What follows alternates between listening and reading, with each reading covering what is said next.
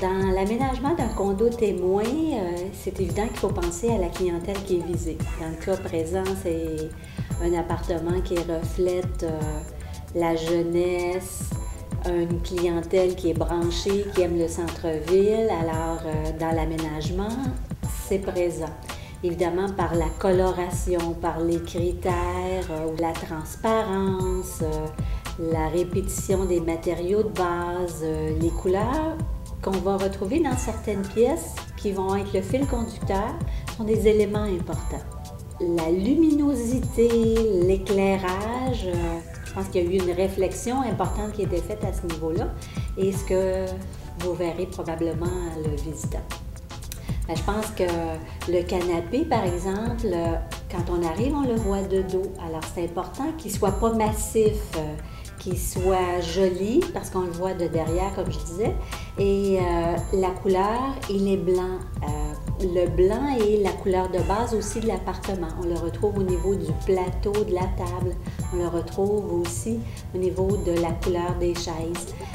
L'exploitation de la lumière, c'est important. Et le lustre qui est tout avec des petites bulles qui fait très jeune. Alors, il est très lumineux, évidemment.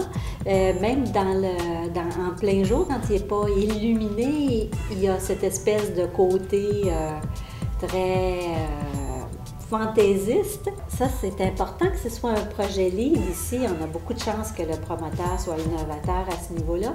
On encourage les gens du quartier. Alors, la plupart du mobilier a été retrouvé à moins de 5 km. C'est un magasin qui s'appelle Léo Victor pour la plupart de l'ameublement. Et les œuvres d'art aussi ont été trouvées dans une galerie qui est sur la rue Notre-Dame, à quelques pas d'ici, qui s'appelle Point Rouge.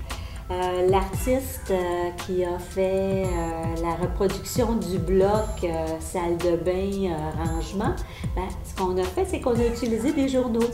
Alors, des journaux, c'est la récupération. Alors, c'est amusant. C'est des journaux qu'on est allé glaner dans différents magasins, donc de différentes langues, de différentes cultures. Puis graphiquement, ça apporte un côté amusant. Il y a eu une patine qui est ajoutée aussi à ce mur-là, qui lui donne un côté un peu brun, transparent, qui est venu chercher le plafond, puis aussi le plancher. À faire remarquer, c'est que le plafond, il est en béton. Alors, c'est le côté très urbain, la face exposée, là, c'est agréable. C'est assez nouveau aussi comme concept.